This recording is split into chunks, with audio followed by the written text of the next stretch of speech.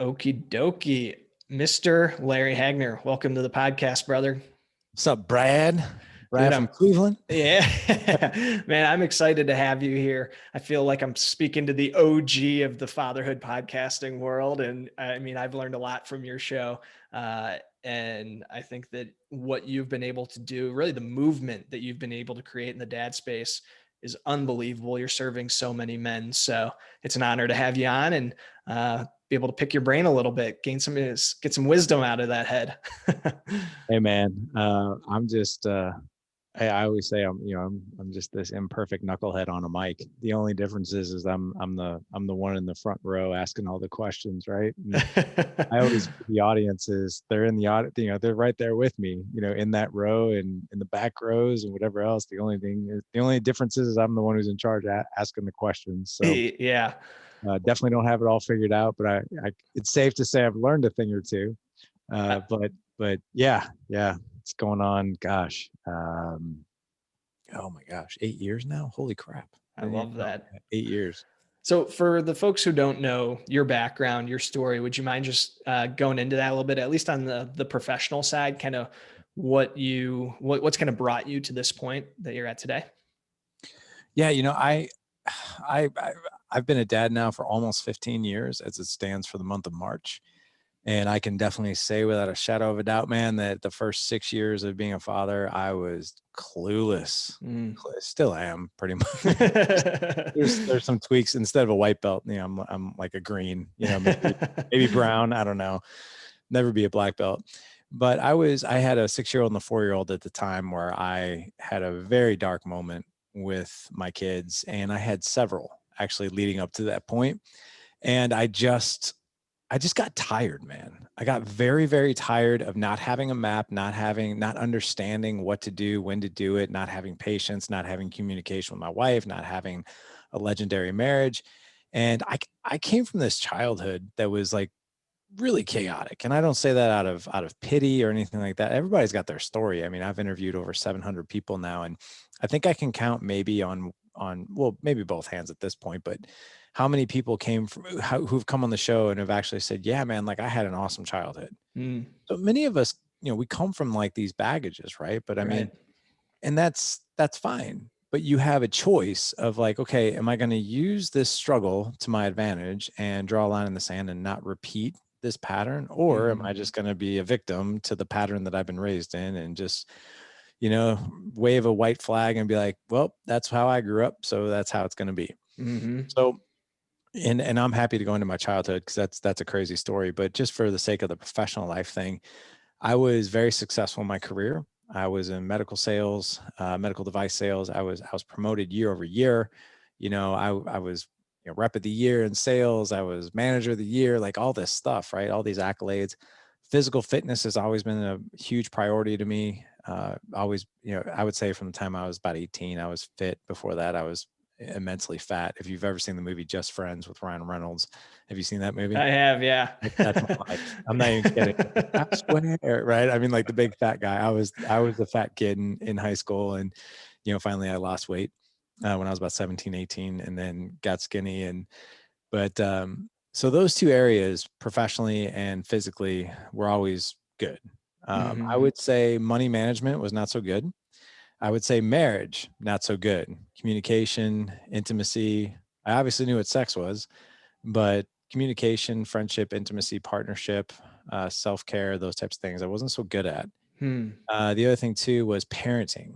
You think about connection with your kids, patience, psychological safety, the conversation that you and I were talking about right before we jumped on this podcast, my 13-year-old, things like that, I was not so good at. And being a leader, I was good in my professional life, not in my personal life. Mm.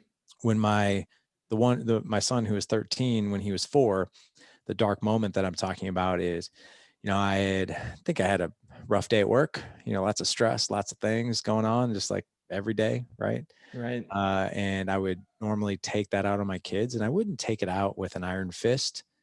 I would take it out as everything was fine and good and fine, sort of stern, sort of cold, stoic, overly stressed out, not so much fun to be around, but not abusive in any way. And one night he stepped out of line when he was 4, just as any 4-year-old would. and I spanked him, and I didn't realize how hard I spanked him, and he hit the ground. And I was like, and I'm not a hitter. Like my kids will tell you that I don't hit them. And I was like, holy crap. And that's how I was raised. And then I was like, oh my God, what did I just do? And I went to go help him up, and he looked at me like I was a monster. Like he looked at me like he was deathly afraid of me. And I was like, oh my God, like what have I done? What am I doing? Like at that moment, like looking in his eyes, I was like, that's me as a kid. And I'm happy to go into some detail, but I was like, that's me. That I'm repeating exactly what I said I would not do. And it was in that moment, I did what every adult does when they have a bad moment. I went in my office and got on Facebook. Let me see how many other people's lives are good besides mine. I don't want to think about what just happened. Right. And there was this button on the left-hand corner and said, create a page.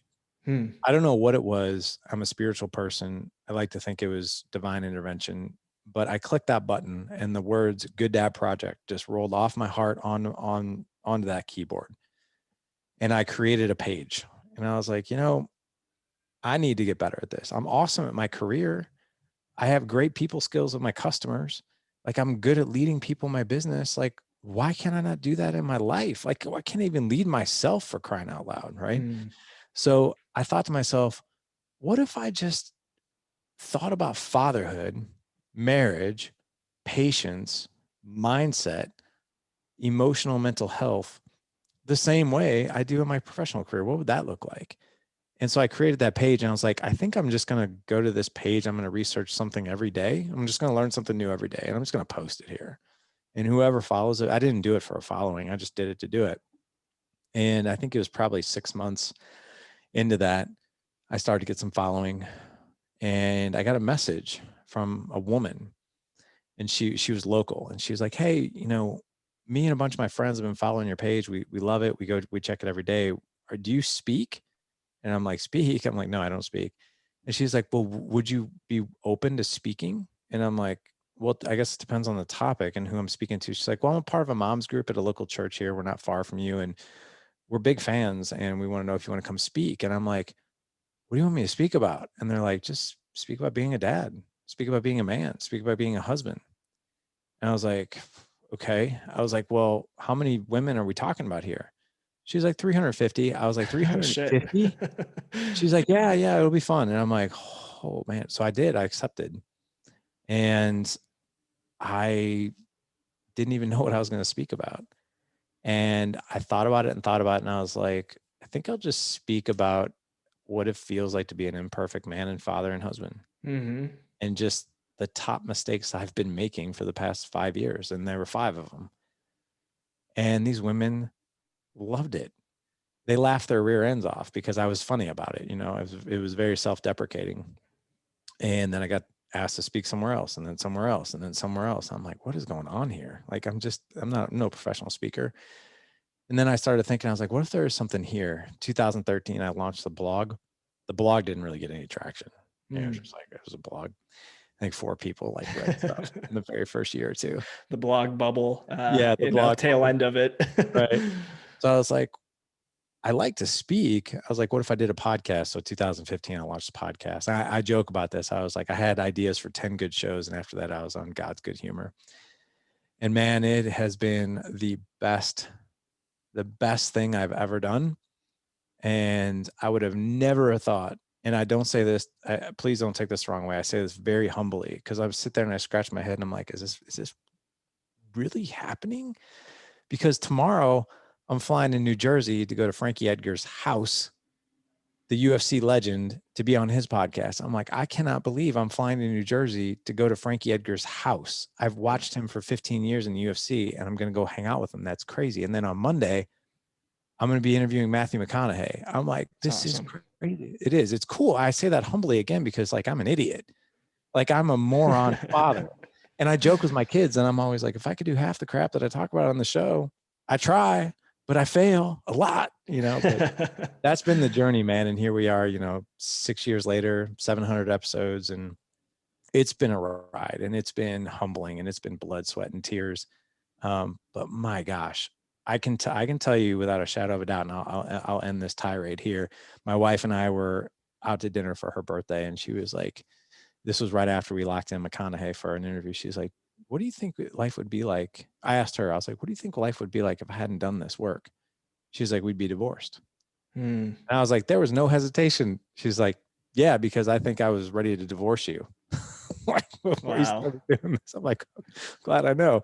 She's like, yeah, you were terrible. Like you weren't horrible, but compared to what you are now, like it's night and day. So yeah, that's really it. That's amazing.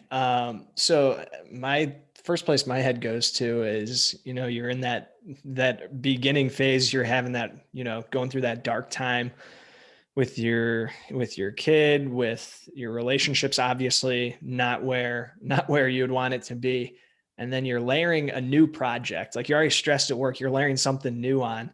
At the beginning, was that a challenge or was it just not that time consuming, um, posting in those early days? It wasn't that it wasn't that time consuming at the time, Mhm. especially with the blog. Like I'd release a blog like once a month. Like I really wasn't, I mostly just did it for therapy. And then when I started podcasting, I remember that first year I did it just on Fridays. I would do 2 back-to-back shows and always be like 2 weeks ahead. So it didn't take that much time. And then things got progressively bigger. And then we started like, doing Dad Edge Mastermind. And, I've written now, this is my 3rd book and things like that. So now it's gotten obviously, incredibly busy. I now have 54 people on the Dad Edge payroll. I've got a team and I've got an assistant that helps me manage podcasting, everything else. Somebody else does the show notes. Somebody else does the audio production. We've got 50 coaches in Dad Edge that help us lead call teams.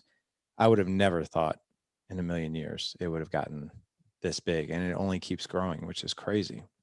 That's awesome. So was there ever a point where, and I asked this selfishly because the reason I started this show was just to really understand how men can be world class at their craft and still show up for their families. And really it comes down to a question of time management and intentionality.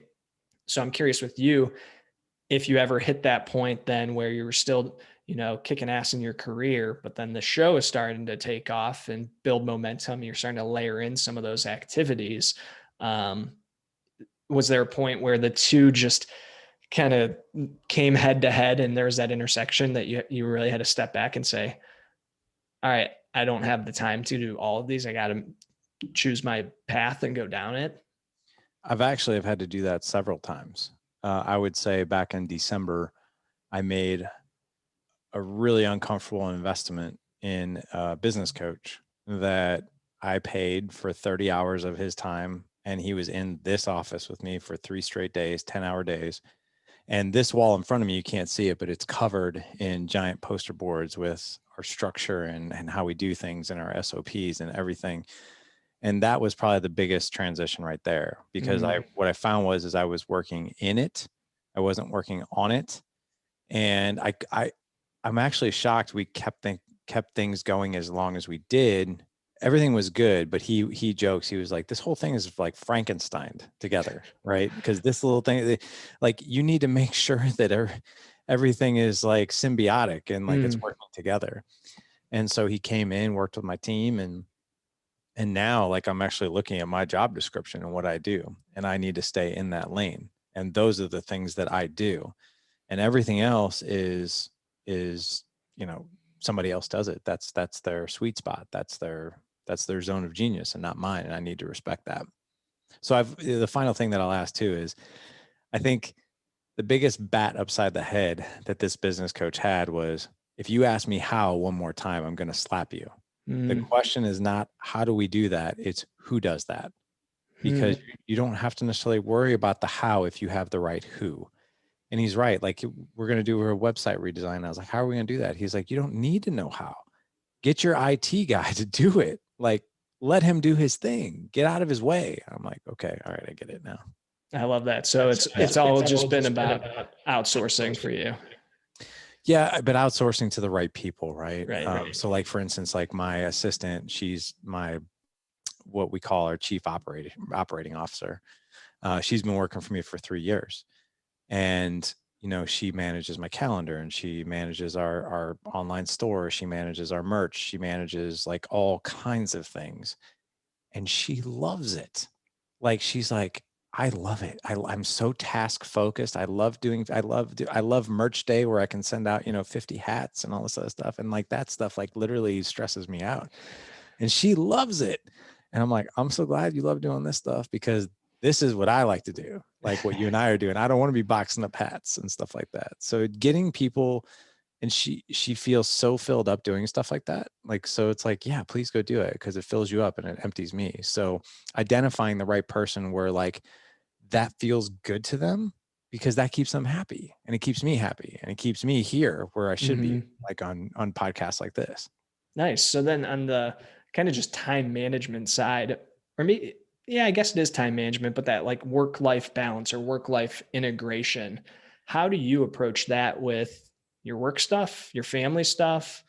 I know you're big, you mentioned it, you're big into fitness. How do you kind of, approach your calendar each day to make sure you're giving each of those areas that are important to you, faith, whatever falls into kind of your prime buckets, the attention that you want to give them and that are top priorities for you?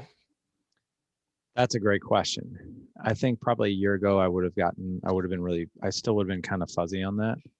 But I'll tell you, I always say, I just posted this on Instagram yesterday, but I win the day by 8 a.m. every day.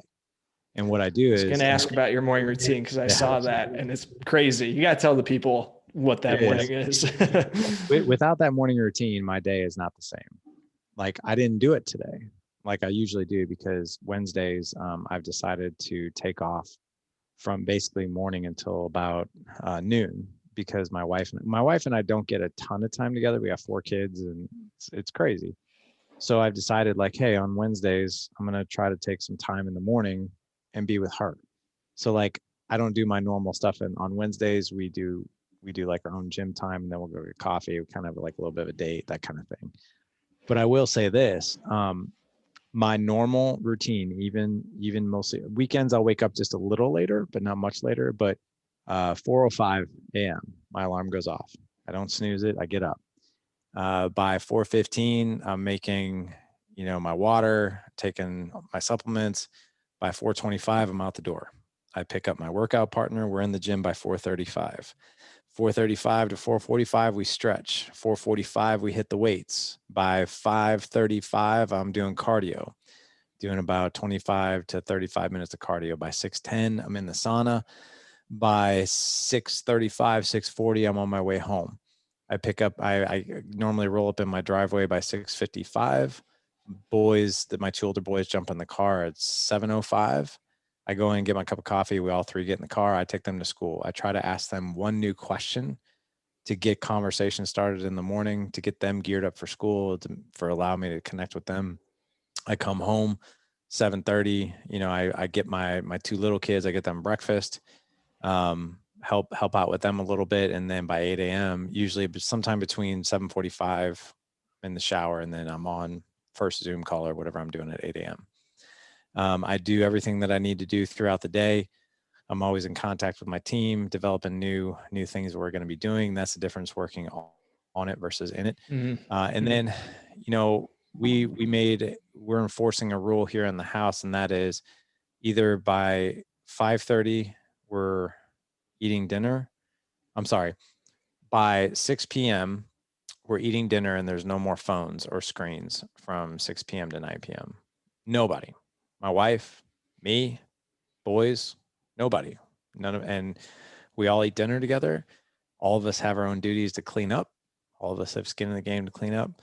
And then we try to do something where we connect in some sort of way. Sometimes it is watching Netflix. Sometimes it's Legos. Sometimes it's, we color, or sometimes we just sit there and talk. But it's something. That's my routine, though, especially the morning. And then, the faith in me, like, what I do is I log into Facebook. I'm big anti-social media from 4 a.m. to 8 a.m. But one thing I will do is we have what's called the Data Edge Alliance Men of God Facebook Messenger. So I'll message my guys in there, because we have about 70 guys in that Facebook Messenger group. And I say the same thing every morning. I'm praying, I'm in the gym praying, and I'm praying between sets. Who needs a prayer this morning? And guys will pop them in there. And I heart them. And I always tell them, I was like, the heart means I said it, like in my heart or quietly out loud. And but that's how I get that in there. When I'm in the sauna too, from 6:10 to 6:30, 10 minutes of visualizing my day, 10 minutes of prayer. And then I follow what's called the ACTS acronym when I pray, which is adoration, confession, thanksgiving, and supplication, which is supplication is asking for something that you need. I love that. So how, I mean, 4:05, pretty early wake up call. Was that just a cold turkey one day? You're like, all right, I got my morning routine, or is that a gradual step down to that time? Insanely gradual. Yeah. I used to wake up at 6:30 every morning. And then I started working out with a couple workout partners before COVID hit, and we would wake up at 5:30. And I was like, oh man, that's like a tall order. We were in the gym by 6. And then I just try to get home by 6:50 or so. And then COVID sort of went away. Well, not went away, but things opened back up. And then I started being like, well, maybe I can get up at 5, just get a little bit earlier. So, and then we were like, well, maybe we wake up at 4:30. And then I was like, well, maybe I'll wake up at 4:05. I don't know what the 5 minutes is, but somehow 4 a.m. seems horrible, but 4:05 doesn't seem as bad. I don't know what the psychology is in that. But I recently kicked back my alarm to 4:05, probably 6 weeks ago. And it makes a huge difference, just that 30 minutes. Nice. What time do you go to bed typically? I mean, it probably surprised you, like how little sleep I get. I'm one of those people, the more sleep I get, the worse I feel. I probably go to bed between 9:45 and 10:30. Okay. And it takes me a good 40 seconds to fall asleep. Yeah. So usually when my head hits the pillow, I'm gone. I try to be in bed. I mean, I'm regimented even with my kids. Like by 9 p.m., I'm in either my 15-year-old's room or my 13-year-old's room. I spend 15 minutes with each. 9:15, I go to the next kid's room. It does take like an hour to put my 7-year-old and 5-year-old to bed because there's books and there's baths and there's this whole rigmarole. Bedtime is literally from 7:45 to 9:30. Like it is an hour and 45-minute ordeal every night. So yeah. Well, I think that'll resonate with a lot of the dads listening. I don't think that's probably out of the ordinary across the board. yeah. So I'm curious, you mentioned how starting the blog and then the podcast eventually really changed everything for you, changed, your parenting style, your relationship with your wife. What do you think was the reason for that? Was it just accountability? Was it learning new tools and strategies, a combination? Why do you think that embarking on this journey really instigated such change in your life and your relationships? It's a really great question. I think so. I remember in 2015 when I first started podcasting, even when I was blogging a couple of years before that, I was like, man, I got to be the expert. I got to be the guru. It was almost like I felt like I had to collect so much information on how to do something really, really well in order to even write about it. Otherwise, I was like an imposter. And I even podcasted. For those of you who've been listening since 2015, I always joke, I'm like, sorry about the first year. It was terrible. But, I always thought like, well, I got to be the expert. I've got to be doing this flawlessly in my own life for me to even be talking about it. And man, nothing could be further from the truth. Like what I found is the more imperfect and the more I was very open about all the moronic mistakes I was making, the more the audience loved it because that's what we relate to. Like no one relates to like preaching from the pulpit. Like we relate to like, dude, like we're all together on this. Okay. But I would say to answer your question, the podcasting is really what changed the game as far as skill set goes, because there isn't a podcast guest that I haven't interviewed, and it could even be on a very similar topic, and I will learn something different from every guest, every episode. I mean, I release a show every Monday, Wednesday, and Thursday. Monday, we're always interviewing somebody big, like somebody in the limelight. Wednesday is what we call a live Q&A, and that's where we allow our mastermind guys to jump in on the show and ask questions and like literally be a part of the show. And it's so cool because I'm like, man, I don't know the answer to that one, but I'll have a co-host who will, or one of the guys on the call will. And even just the questions, I'm like, wow, like I never thought of that like that. I'll learn something. And Mm-hmm. then Thursday Throwdown, we call that Thursday Throwdown. I'm usually interviewing one of our mastermind members, and just hearing his story and his journey, I'm like, wow, I'll pick up little things here and there too. And I'm like, I'm going to go use that. I'm going to go do that. So to answer your question, it's really helped with the skill sets of marriage, relationships, parenting, the whole 9 yards. But it's also been through the interactions and the conversations of our mastermind guys in the community, even our Facebook group, just seeing comments when guys ask questions. Well, that starts to also get towards the probably the answer to this next question, but I'm thinking through the guys who don't have a podcast, the guys who aren't studying this content, who aren't hosting the interviews and having those conversations. Maybe they're just listening. Have you gotten any feedback on what's most helpful for them to implement those changes or really to see change in their relationships and in their own lives? So I'll give you the honest answer, and it's going to sound very self-serving and like I'm kind of promoting something in a way that feels kind of icky. I don't even know if guys use that word icky, but I'll share this with you, and I share this in a humble way of like, if it's not our mastermind group, then find one. Mm-hmm. So here's what I'll tell you. There are three types of men out there. There are three types of human beings out there. There's the victim. Okay. That's number one. That's the guy who says, I can't do X because I've been through this. Like with my childhood, like I can't possibly have a great marriage because I never saw one. My mom was Mm-hmm. married 3 times. I didn't even really have a relationship with my biological father until I ran into him by accident when I was 30, like things like that. And that's the victim. That's how I used to tell myself, and it didn't work out so well. Then there is the content zombie. And I think that a lot of men sort of fall into that camp who listen to podcasts. Been Who, there. everybody, yeah, we've all been there. They read a lot of books, they listen to a lot of podcasts, and they are information junkies. And they get really excited when they're like, oh, new information, new information. Yes, yes, yes, new information. It's great. But then something gets lost in the implementation. You've got to Mm-hmm. be able to take information and then be able to implement. So it's kind of like going to medical school, but never doing a surgery. Like, Mm-hmm. oh, I can read about doing a total knee, but I've never done one. Right. That's why they have residency. That's why they have fellowship. Right. And that's the difference with getting into a mastermind. And again, I say this sounds self-serving, but I'm not. If you're not in a mastermind and it's not ours, go find one. Go find Mm-hmm. anyone. It's better to be in tribe and community, because what will happen is you will take information and content, and then people will hold you to a high standard to go implement. And here's the cool thing about implementation also. Not all information and content will work the same. Everybody's situation is different. So what might work for, like, if I tell a guy like, hey, it's like, hey, my communication style is not really working with my wife. I was like, well, have you tried tactical empathy? Well, what's tactical empathy? This is how tactical empathy works, blah, blah, blah, blah. And they'd be like, okay, that's great. Now what do I go do? Well, tell me what it's like with you and your wife normally. What is that like? And he'll give back to me. Okay, well, if that's the situation, this is how I would try tactical empathy if I were you. Now go do it. Not only go do it, but next Thursday when I see you, I want you to tell me how it went. So I'm going to Mm-hmm. hold you accountable to go do it. Don't just take in the information, do nothing with it. Sounds like a great idea. Go do it. We're going to hold you accountable to go do it, and then come back and report on it. Because what happens is when men come back and report in on it, we all get to learn. The other cool thing about when you report in on your actions, you are articulating and reflecting on what you did, what worked and what didn't.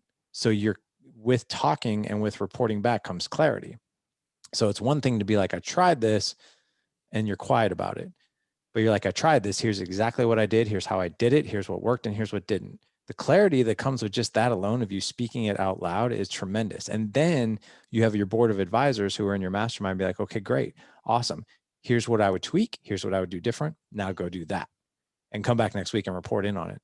So it's the gap between taking in information and then going and doing it, right? And then getting Mm-hmm. coaching and pivoting when things may or may not work out the same. Because what I'll tell you, and I'll finish here, is what most men will do is they'll take that idea, that content zombie thing, right? They'll take that idea, they won't bounce it off anybody else. They won't even look at their particular situation because they can't, the way a third party would, right? Because they're objective, because we're in our situations, we're emotionally invested in our situations. So we can't see it objectively. Then we'll go do it, and it won't work out the way we want to, and be like, oh, see, knew it wouldn't work out. Yeah, Mm-hmm. wouldn't work out, and bad idea. I'm just going to keep doing what I'm doing. And we don't get any further in life or relationships or anything if that's the way we operate. Yeah, dude. I've definitely been in that content zombie mode where, I'm listening to podcasts at 2x and seeing how many I could fit in on my drive to and from work. And Right. then, all right, I've got 30 episodes of the Tim Ferriss show under my belt this week. How am I not a millionaire yet? And so Right. I know what you're talking about, but I love the context of the personal life, the fatherhood, the relationships component, because I think that's a big miss. I mean, how many masterminds are there out there for professional development, really building businesses, entrepreneurship, those things? But when you take that and you create a space like you have for people to really explore that in their personal lives and really have that tribe that they can speak with in confidence, but guys who really care about them, I think that that's important. And I think that that's something that's missed oftentimes in our culture, just especially amongst men, is having those relationships where you can have those transparent conversations and you can share those kind of dark, challenging experiences without judgment and fear of, well, what if he tells his wife and his wife tells my wife type stuff. So that's awesome that you guys are doing that. Do you have any recommendations for those who don't have, a mastermind yet? Maybe they're not in the position to invest in one right now where they can start to explore those kind of opportunities to have those type of relationships with other guys. And that's a great question. I'm going to answer that two ways. Okay. Yeah. And here's the first way. And again, this is going to sound self-serving, but I've been doing Totally this. fine. That's why I have you on. Yeah, I've been masterminding for 6 years now and facilitating for 6 years. I've had the honor and the privilege of being nose to nose, toes to toes with thousands of men. I actually kind of tried to add up the hours the other day, and it's into the thousands of hours with men and their stories and what's going on. And here's what I can tell you. When you say men can't invest in themselves, like our mastermind is $100 a month. And with $100 a month, you get access to over 30 mastermind sessions per week. So we cater to everybody's time. We don't make it $1,000 a month mastermind or even a $500 a month mastermind, but it will teach you those skills and you'll be in a tribe where you get to learn those skills. But here's what I'll tell you about cost. Everybody pays. Okay. You're either going to pay one way or the other. And so when I hear a man, and I got to be honest, it isn't very often, right? Because I truly believe we over deliver value for what we charge. But what I will tell you is cost is relative because you will pay one way or the other. So like for instance, 8 out of 10 guys who apply to be in the alliance want to create a legendary marriage. That's what's on their mind. That's what's on their heart. They want to create a legendary marriage with their wife. That's 8 out of 10 applications that come through. So when we get on a Zoom call, because we always do an interview, we don't allow just anybody in there. We get to hear the heartfelt, amazing stories of these humble men, right? I mean, it usually boils down to, we're not communicating the way I want to. We're not connecting the way I want to. We're sort of drifting, we're managing, we're sort of partners, right? And I don't want I want right now, my marriage is a 4 or 5. I want it to be an 8 or 9, right? I just don't know how to get there. And so that's one of our favorite things to do. 70% of our conversations and strategies in the mastermind is on marriage. And there's 4 things to a legendary marriage. There's self-care, there's partnership, friendship, and lovers. Underneath those 4 pillars, there's a foundation of communication. Within communication, you have tactical empathy, you have mirrors, you have labels, you have emotional validation, you have active listening. Those things is what makes up a legendary marriage. That is the secret sauce. That is the recipe to go out and do that. Not many people understand that. People think a legendary marriage is a feeling. It is not at all. It's a skill. It's just like electrical engineering. You can't be an electrical engineer and feel your way through it. You have to learn the skills. Marriage is no different. So I say that because when a man like pours his heart out and he's like, yeah, this is where I'm at. I'm like, okay, well, obviously there's a communication breakdown here, and here's how we teach and tactical empathy and emotional validation. She probably doesn't feel seen and heard. Your requests and desires and all those wants are falling on deaf ears because she doesn't feel connected to you, which is leading to emotional resentment, which is leading to these walls that are being built up, which is why you don't feel that connection. And then they're like, yeah, that's exactly right. Okay, well, we can do that. We do that all day, every day. And then we tell them it's $100 a month. And then they're like, I can't afford that. And I'm like, okay. I was like, well, that's fine. I was like, here's the thing. It's all relative because if you come and do life with us, it's going to cost you $100 a month, and it's going to cost you an hour of your time minimum per week to learn these skills. It's just like an education. That's the cost of doing life with us. The ROI is learning the skills, communication, partnership, lovers, self-care, intimacy. That's the ROI, is taking your relationship, like you said right now, from a 4 to an 8 or a 9. That's the ROI. And there's a cost of doing nothing. Mm-hmm. So the thing that I always like, I'm always so curious. And when I say curious, I don't say this in an egotistical way. I'm curious to understand why men are operating the way they are, because I used to be in the same boat. So sometimes I just like to hear like, yeah, I used to feel that way too.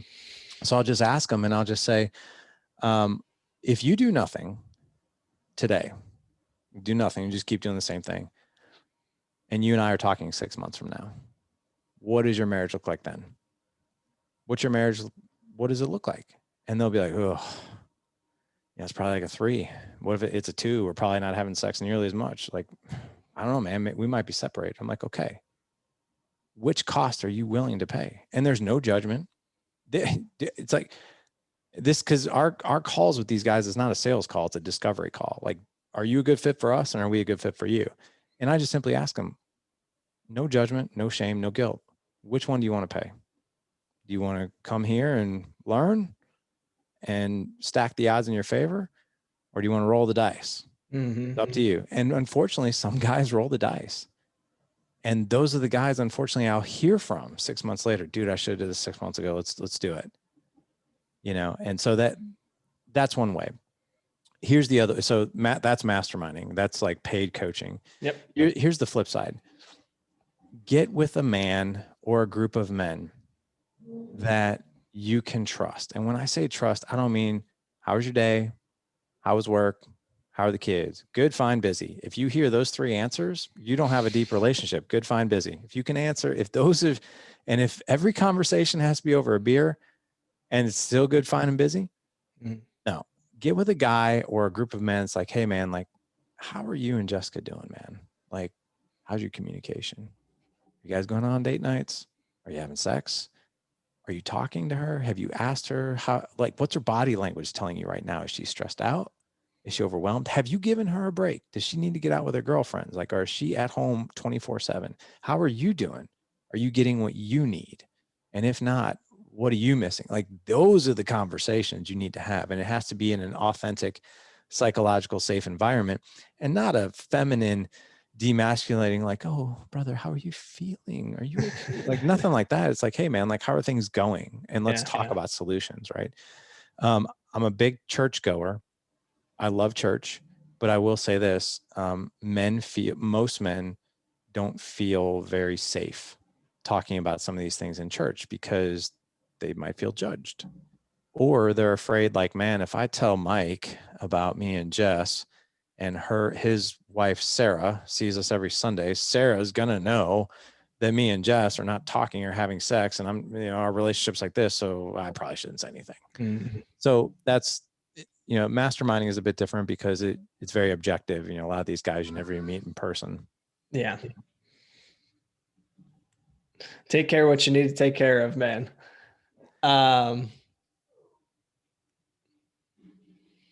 You're good. Hey, that's why we have dad podcasts, so that we can have those moments. I told him to give me a few more minutes.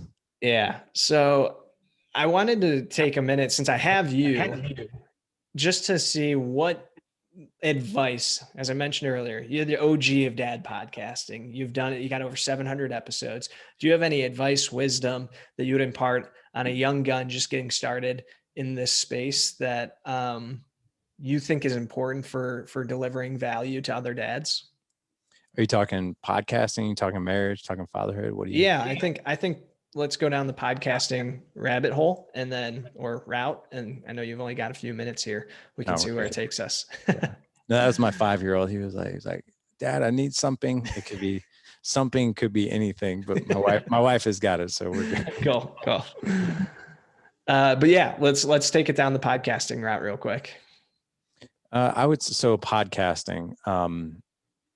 So I got certified in a type of coaching discipline called exchange. and it's also known as appreciative inquiry. John Jergoff. Yes, sir. Yes, he was the Jedi of up in Cleveland. So yeah, he's in your backyard, or at least where he teaches I've volunteered at one of his events before, and that's where I met Hal and Roman and that whole crew. So got plugged in with those guys a little bit. Well, I'll tell you, being certified, it's 50 hours of training. Being certified in AI has changed the game for my marriage, for my kids. The tough conversation I was having with my 13-year-old, I was using the AI Jedi powers on him, asking him generative questions and all those things. Nice. But I would say, podcasting.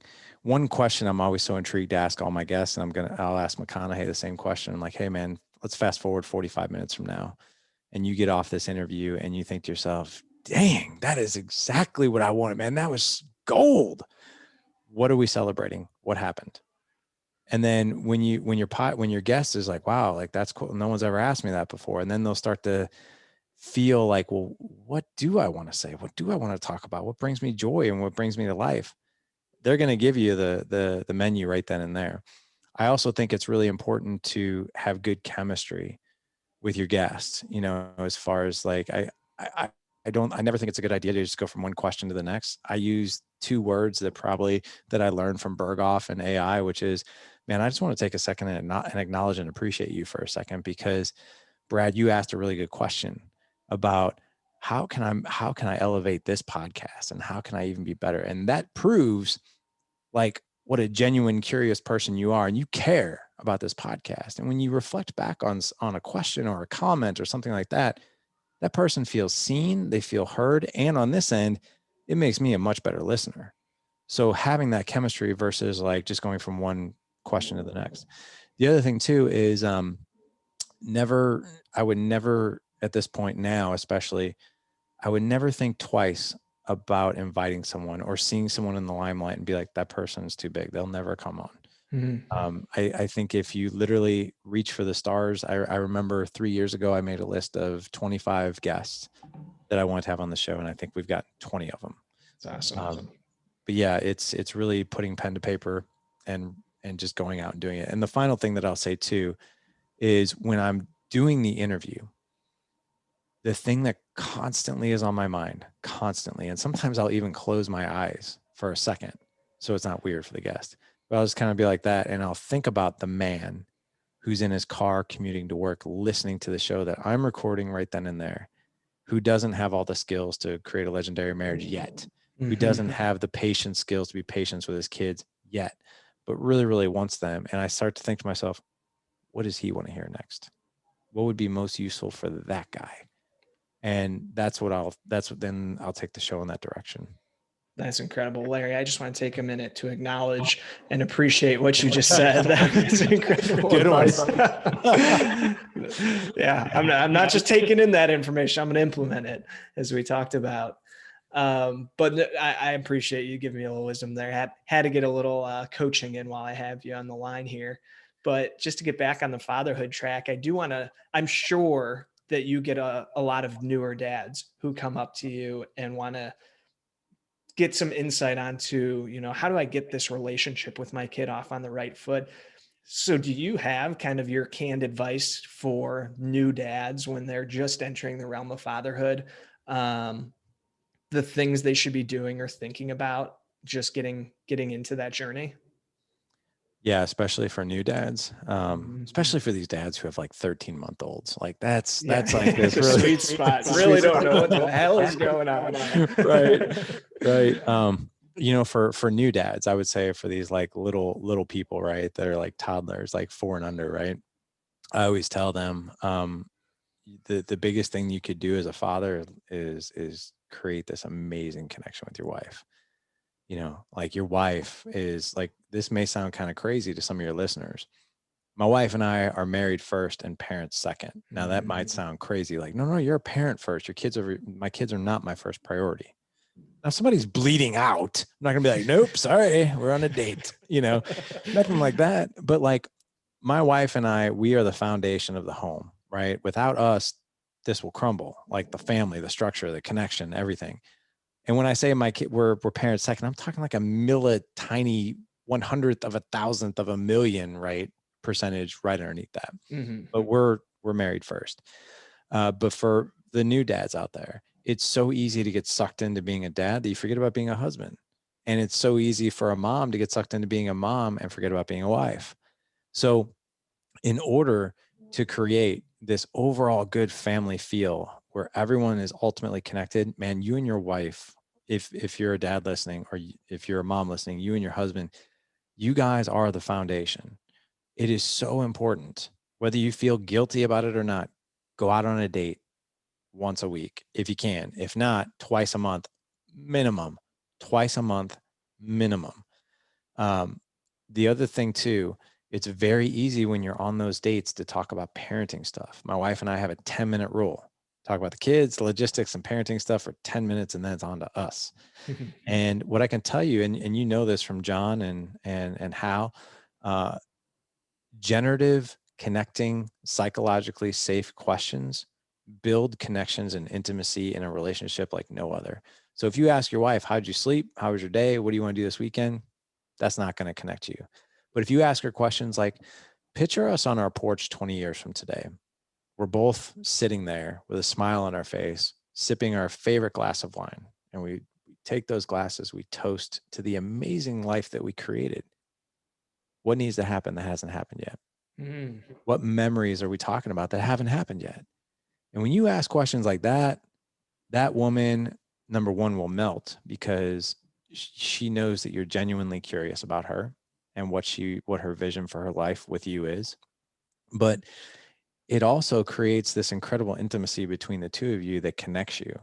So for the new dads out there, I would say all you got to do is go to Google, like literally, and just type in best questions for married couples. Or we actually have a new resource. It's called 21 Days to an Extraordinary Marriage. It's totally free. It's on our homepage. It's got Perfect. 3 challenges in it. But marriage, focus on your marriage. That's what I would say to the new dads out there. Dude, I love that. I think you're spot on with that advice, and it's tough. I mean, I'm coming out of year one, and it is a challenge. I mean, throw a global pandemic in the mix, and you have a good recipe for not having any time outside of your house and just one-on-one, but you still get that one-on-one time. You can create those dates. You just might have to get a little creative if that's the situation. But Oh, yeah. I absolutely love that, and I think you're spot on with it.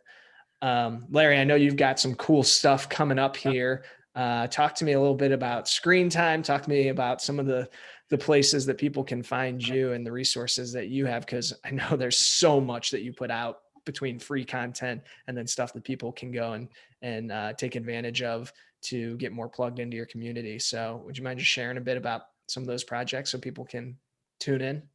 Yeah, you bet. I mean, so if like I said, 8 out of 10 guys who do our mastermind, marriage is on their mind and heart. So that tells me that I would say probably 80% of our listeners and probably 80% of the men out there walking around who are married, that's the one thing that's on their heart. Like I said, yeah, we've got a free resource called 21 Days to an Extraordinary Marriage. In that, it's just an email sequence. It's an email sequence over 21 days. It's 15 emails. But what it's going to do is it's going to teach you 3 distinct skills in there. And one of them is exactly what we just went over. That's one question out of 25 that I've listed for you. Because one of the challenges in the actual email chain is to take your wife out on a date and have a deep conversation with her. So I give you all the conversation starters. I give you exactly what, like, your body language, how to interact with her as far as making her feel seen, heard, all those things that she really, really needs. And so I teach you 3 skill sets in that email chain and 3 challenges. So to go out and do. It's totally free. The only thing that I ask you is that you hit reply to one of those emails and just let me know how things are going. And man, there isn't a day that goes by that I don't get to wake up, after I've done my morning routine, of course, and I'll open up my email and I'll see this email from like, dude, man, I've been married for 12 years. I took my wife on the date night. I asked her 3 out of those 25 questions. Oh my God, we just connected in a way that we haven't in years. Like, it was amazing. And man, I love hearing that. That's so cool. So that's one resource, is 21 Days to an Extraordinary Marriage. It's on our homepage at gooddadproject.com. As we're talking right now, the book in my hand, which is Screen Time, the Good, the Bad, and the Ugly. It's a children's book. having 4 boys, and especially during COVID, lockdowns and screens, we went through this stage where my kids would go from their phones to the iPad, to the PlayStation, to the TV. And I'm like, oh my God, like what's happening here? And I found out that was the case in everybody's house. Mm-hmm. So having all the experts that I've had on the show, like Cam Adair, who has founded Game Quitters, Arlene Pelican, who wrote the book. She wrote a screen time book as well, but it's for adults. The screen time, the good and the bad and the ugly, this is for a parent to read to their kids. And it's for like a 6-year-old all the way up to like a 14-year-old. 14-year-old can read it on his own. But it's got like lions in it. And it talks about how we can leverage screens to connect in a way that we haven't. So it's not a book on bashing screens, but it's a way to keep screens in a container with boundaries. And then what it does if we have too much. So like, for instance, when we're taking in too much screen time, our kids become more consumers than they do producers. So that's why when they're on PlayStation and Fortnite and all this other stuff, they sit there and you're like, hey, let's paint a picture. And they're like, I don't know how to do that, because that producer in their mind is shut off because that consumer is turned on for so long. So the cool thing too, the final thing I'll say about screen time, and again, it probably won't come out until the end of March because it's done, but it's not on Amazon yet, is it's kind of Miyagi-ish in a way. It's in Karate Kid, like, a little wax on, a little wax on, wax off. Right. So as the parent is articulating the book, right, and teaching the kid about screen time, they're also teaching themselves. Nice. And then in the final page, I'm holding it up if this is on video, but it's all your new family rules as it pertains to screen time. And you get to fill it in. You can tear it out, put it in a frame, and just say, hey, as a family, this is how we operate. And these are the boundaries around screens. That's awesome, man.